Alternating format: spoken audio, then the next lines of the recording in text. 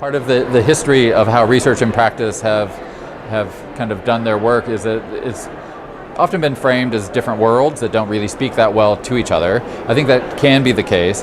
I think there's a growing set of models and approaches that actually bring researchers and practitioners into deep partnership. And so, like, if you think of like how to go about doing that, one leading idea is to make sure that it's an equitable arrangement.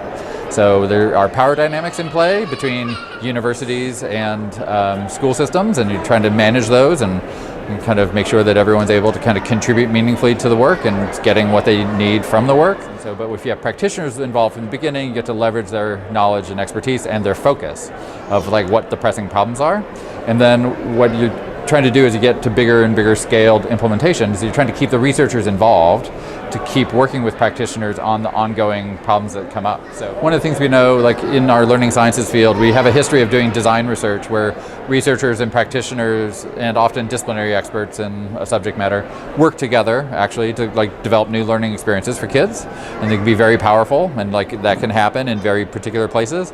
And so, the idea of research practice partnerships is to bring that same design and partnership stance to the work, but to try to do it in a way that goes to broader scale. So you're trying to figure out so how do you actually build a community that actually can have a shared understanding of how to go about engaging learners productively?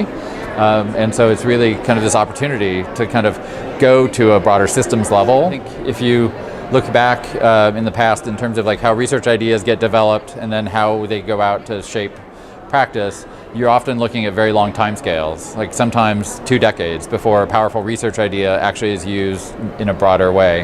And so like we're trying to use the STEM teaching tools kind of initiative to like try to go faster.